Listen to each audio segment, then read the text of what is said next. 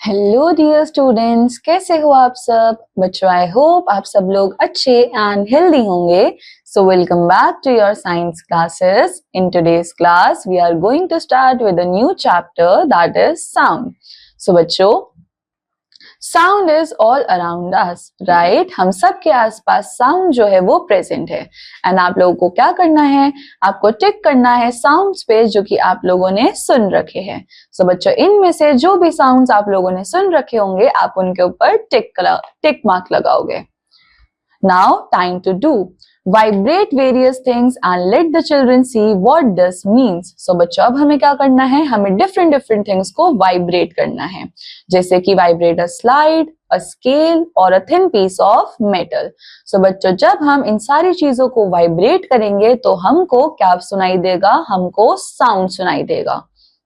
तो बच्चों, साउंड क्या होता है? साउंड इज एनर्जी जो कि किसकी वजह से बनती है? वाइब्रेशंस की वजह से। एंड बच्चों, दीज वाइब्रेशंस वो क्या क्रिएट करते हैं? वो साउंड वेव्स क्रिएट करते हैं जो कि मूव करती है थ्रू मीडियम जैसे कि air and water before reaching our ears. So इसका मतलब बच्चों, साउंड को मूव करने के लिए किस चीज की जरूरत होती है? मीडियम की। एंड मीडियम क्या हो सकता है? एयर या फिर वाटर। Then बच्चों, when any object vibrate, it causes movement in the air. तो जब भी कोई ऑब्जेक्ट वाइब्रेट होता है तो वो मूवमेंट कॉज करता है एयर के अंदर।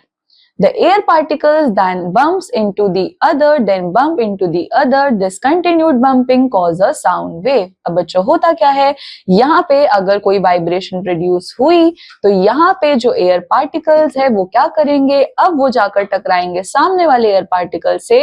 एंड ये सामने वाला एयर पार्टिकल टकराएगा इसके आगे वाले एयर पार्टिकल से।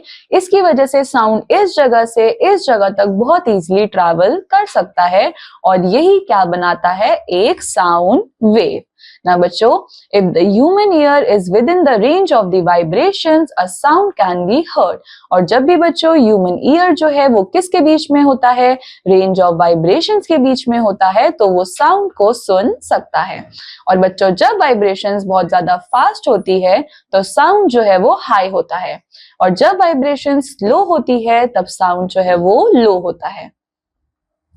Now, sound is used by animals to detect danger. तो बच्चों, sound जो है वो animals के थ्रू डिटेक्ट किया जाता है किसी भी danger signals को डिटेक्ट करने के लिए, warning them of possible attacks before they happen.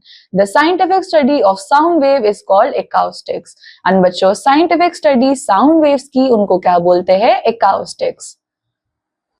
Now बच्चों, there is an experiment. Throw a stone into a still body of water. The rings of waves expand indefinitely. The same is true with sound. बच्चों, हम लोग sound wave को कैसे imagine कर सकते हैं?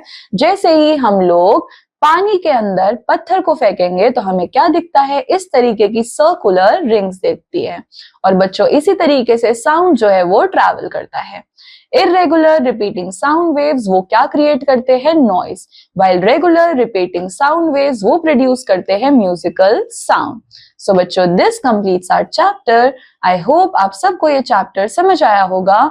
आई meet you in the next chapter. Till then take care, bye bye.